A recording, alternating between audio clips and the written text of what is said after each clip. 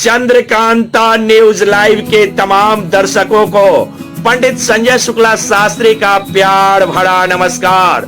दर्शकों, काफी व्यस्तता के बाद, काफी दिनों के बाद आपके बीच एक बार पुनः उपस्थित हुआ हो।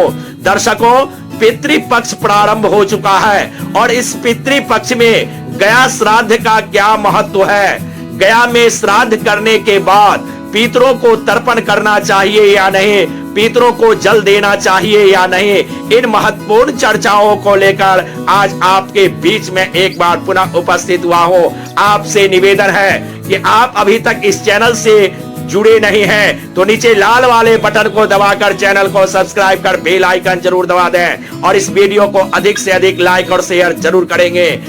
दर्शकों, अगर आप पूजा पाठ, ज्योतिष शास्त्र, वास्तु शास्त्र या जन्म कुंडली विवेचना या निर्माण संबंधित जानकारियां प्राप्त करना चाहते हो तो आप उगन महादेव ज्योतिष केंद्र, उगन महादेव ज्योतिष केंद्र यूट्यूब चैनल मेरा अपना चैनल है। इस चैनल को आप सर्च करके विशेष जानकारियां प्राप्त कर सकते हैं, क्योंकि मैं प्रत्येक दिन उस चैनल पर पूजा पाठ से संबंधित महत्वपूर्ण जानकारियां अपलोड करता हूं। तो लीजिए दर्शकों, आपके बहुमूल्य समय का ध्यान रखते हुए चर्चा को मैं आगे बढ़ाता हूं। दर्शकों, वैसे तो श्राद्ध कर्म या तर्पण करने के भारत में कई स्थान हैं, लेकिन पवित्र फल्गु नदी के तट पर बसे प्राचीन गया शहर की देश ही नहीं बल्कि विदेशों में भी पितृपक्ष और पिंडदान को लेकर अलग पहचान है। दर्शकों, पुराणों के अनुसार पितरों के लिए खास आश्विन मास के कृष्ण पक्ष या पितृपक्ष में मोक्ष धाम गया जी आकर पिंडदान एवं तर्पण करने से पिंडों को मोक्ष की प्राप्ति होती है और माता पिता समेत 7 पीढ़ियों का उद्धार होता है।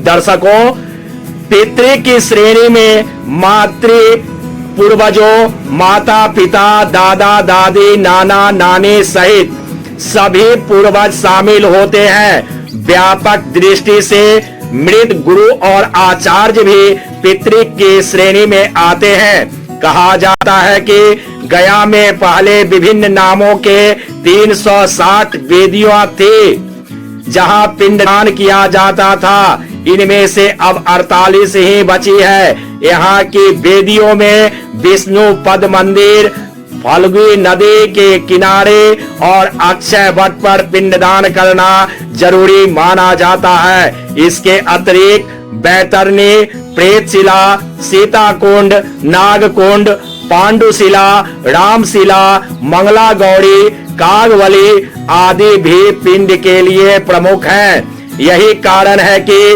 देश में श्राद्ध के लिए 55 स्थानों को महत्वपूर्ण माना गया है, जिसमें बिहार का गया का स्थान सर्वोपरि है। आइए जानते हैं कि कारण क्या है। दर्शकों, गयासुर नामक असुर ने कठिन तपस्या कर ब्रह्मा जी से वरदान मांगा था कि उसका शरीर देवताओं की तरह पवित्र हो जाए और लोग उसके दर्शन मात्र से पाप से मुक्त हो जाए।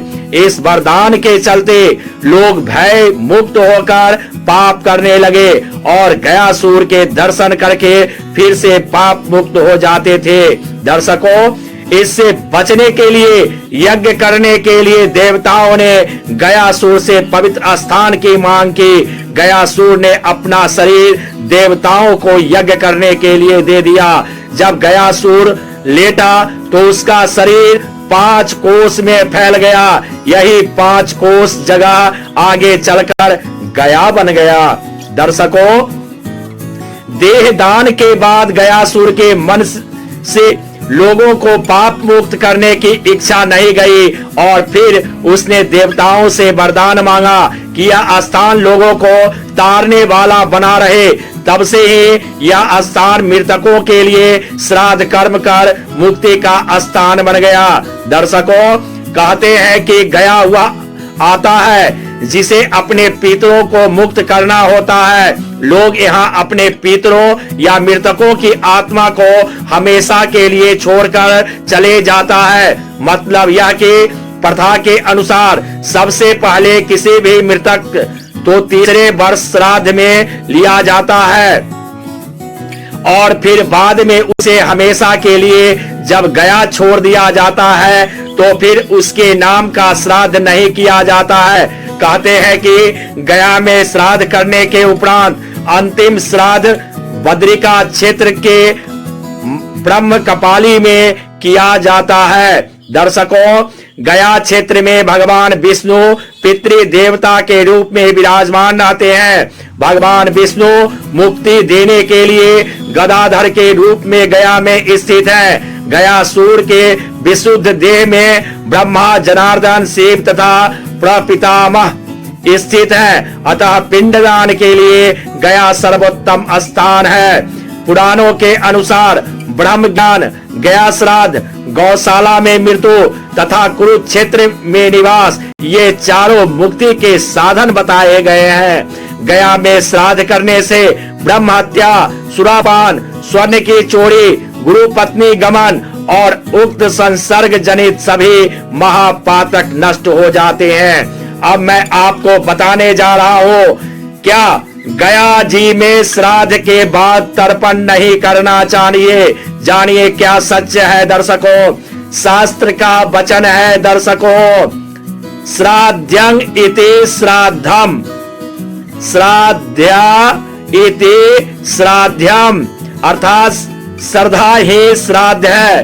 प्रत्येक व्यक्ति को अपने पूर्वजों के निर्मित यथा सामर्थ्य श्राद्ध अवश्य करना चाहिए। मान्यता है कि श्राद्ध न करने से हम अपने पितरों के कोप के भागी होते हैं। अतः प्रत्येक व्यक्ति को अपने पितरों की तृप्ति हेतु तो श्राद्ध करना आवश्यक है। शास्त्र के अनुसार श्राद्ध के कई अवसर बताए गए हैं, किंतु महालय अर्थात पितृपक्ष में तो श्राद्ध अवश्य ही करने चाहिए।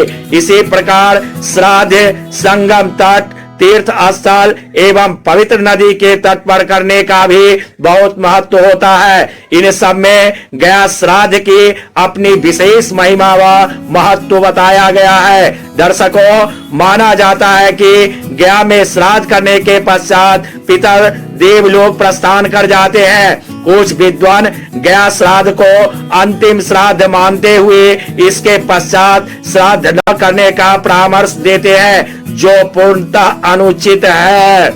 ऐसी बात कहकर वे आम जनमानस को भ्रमित करते हैं। शास्त्र के अनुसार गया श्राद्ध के पश्चात भी बद्रिका क्षेत्र के ब्रह्म कपाली में श्राद्ध करने का विधान है। शास्त्र के अनुसार वर्णन है कि प्राचीन काल में जहां ब्रह्मा जी का सिर गिरा था, उस क्षेत्र को ब्रह्म कपाली कहा जाता है। गया में श्राद्ध करने के उपरांत अंतिम श्राद्ध ब्रह्म कपाली में किया जाता है। हमारे शास्त्रों में श्राद्ध क्षेत्रों का वर्णन प्राप्त होता है, जिसमें श्राद्ध करना श्रेष्ठ माना गया है। ये स्थान है प्रयाग, पुष्कर, कुशावर्त, हरिद्वार, गया एवं ब्रह्म कपाली बद्रिका क्षेत्र। कई क्षेत्रों को भ्रम होता है कि गया श्राद्ध के उपरांत श्राद्ध पक्ष में तर्पण व ब्राह्मण भोजन बंद कर देना चाहिए। यह गलत धारणा है। शास्त्र के अनुसार गया में श्राद्ध करने के उपरांत भी अपने पितरों के निर्मित तर्पण व ब्राह्मण भोजन बंद नहीं करना चाहिए। केवल उनके निर्मित धूप छोड़ना बंद करना चाहिए। गया श्राद्ध के उपरांत ब्रह्म कपाली में श्राद्ध किया जाना चाहिए। ब्रह्म कपाली में श्राद्ध करने के उपरांत तर्पण व ब्राह्मण भोजन की बाध्यता समाप्त हो जाती है। लेकिन शास्त्र का स्पष्ट निर्देश है दर्शकों कि गया एवं ब्रह्म कपाली में श्राद्ध करने के उपरांत भी अपने पितरों के निर्मित तर्पण और ब्राह्मण भोजन अथवा अमान्य सीधा दान किया जाना चाहिए। दर्शकों, अगर यह जानकारियां आपको अच्छी लगी हो, बहुमूल्य समय निकालकर वीडियो देखने के लिए आपको बहुत बहुत धन्यवाद। वीडियो को अधिक से अधिक लाइक और शेयर जरूर करेंगे। फिर अगले दिन मिलते हैं विशेष जानकारियों को लेकर। पितरों को प्रसन्न करने के 10 अचूक उपाय क्या हैं, अगले वीडियो में बताऊंगा। तब तक पितरों का आशीर्वाद आपके ऊपर बनी रहे।